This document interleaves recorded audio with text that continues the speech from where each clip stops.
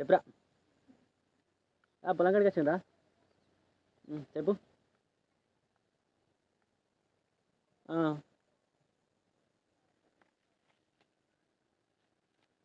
సరే.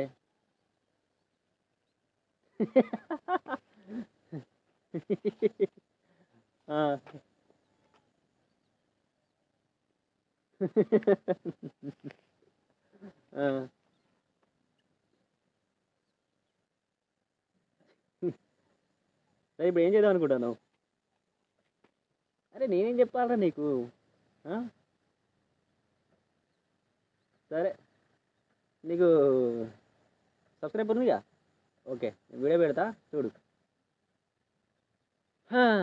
Hello guys.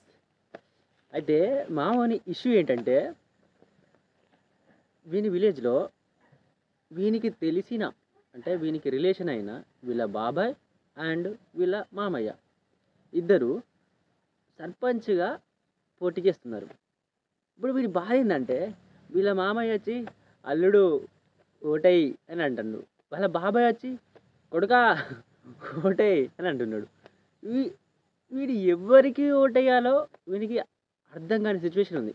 ఇప్పుడు నాకు ఫోన్ చేసిండు, నేనేం చెప్పాలి వీనికి? సరే, నా ఒపీనియన్ ప్రకారం నేను చెప్తా.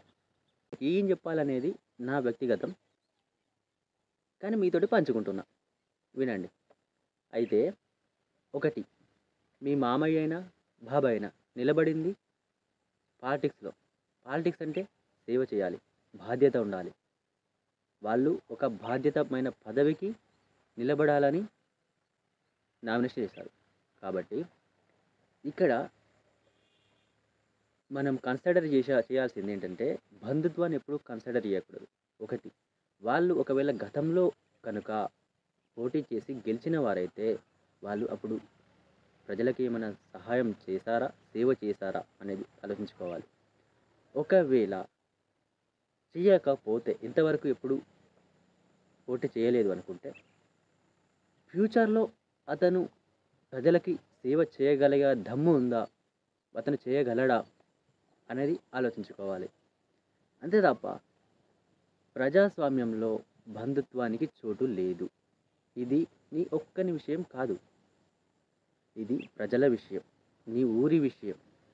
నీ విలేజ్లో సేవ చేయగలుగుతాడు అని నమ్మకం ఉంటే అతనికి ఓటేసుకో, అది మీ బాబాయ్ అయినా మామయ్య అయినా.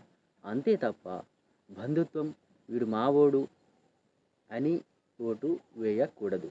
అలా వేస్తే ఊరు నాశనం అయిపోతుంది, మీ ఊరు అభివృద్ధి కూడా ఆగిపోతుంది. కాబట్టి మూడు విషయాలు ఆలోచించాలి. ఒకటి, బంధుత్వాన్ని పక్కన పెట్టాలి. ఇంతవరకు ఎప్పుడైనా పోటీ చేసి గెలిచి సేవ చేశాడా లేదా అని చూడాలి. ఒకవేళ ఫ్యూచర్లో అంటే పోటీ చేయని వాడైతే, కొత్త వాడైతే ఫ్యూచర్లో సేవ చేయగలుగుతాడా లేదా అనేది ఆలోచించాలి. ఇంకో విషయం ఏంటంటే, అతనికి గెలిచిన తర్వాత గట్స్,